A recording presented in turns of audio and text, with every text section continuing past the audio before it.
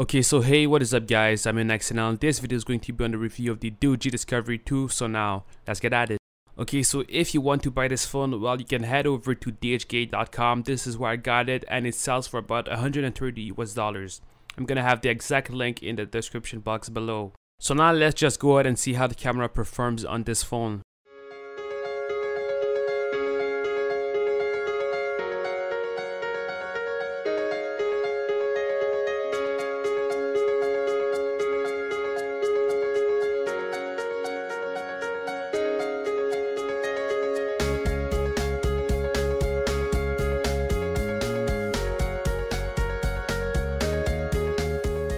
You won't have any problems making calls as the network is relatively good like any other phones. The only problem you're gonna have is with the Wi-Fi. Like as you can see right now, the iPhone 5S has Wi-Fi network, while the Doogee Discovery has only 1 or 2 bars. Something I really hate but isn't really a major issue is that you have every port on the top of the device. You have the audio part as well as the USB part.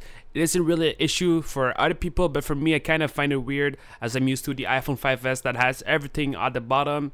And it also is going to be weird if you're listening to music and you have the phone in your pocket with the earphone jack side up. So now I tested the top gains available on the Android market. As you can see right now with Flappy Bird, you have no lag, as well as the same thing with Temple Run. I went ahead and tested again Jetpack Joyride just like I did with the iOcean X7S, and you still have a little bit of lag, but I think this is due to the app having some kind of problems with Chinese devices, because I went ahead and tested Race Game, which probably has higher FPS per second, and now you can see how it performs really good compared to Jetpack Joyride. So now let's check out the GPS. Okay, so now what you can see is Google Maps using the GPS with the Wi-Fi, and now you can see without the Wi-Fi, and it does work without the Wi-Fi. This is like one of the only phones that I got that has GPS working without the Wi-Fi enabled, as well as network 3G.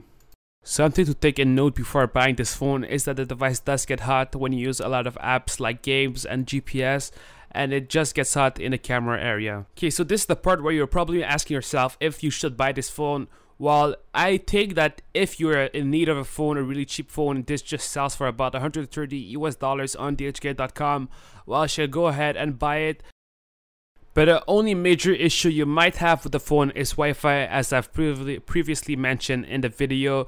But this might just be a problem that I have with this phone. But because this is DG500C, if you have a problem with it, you can probably return it without any problems.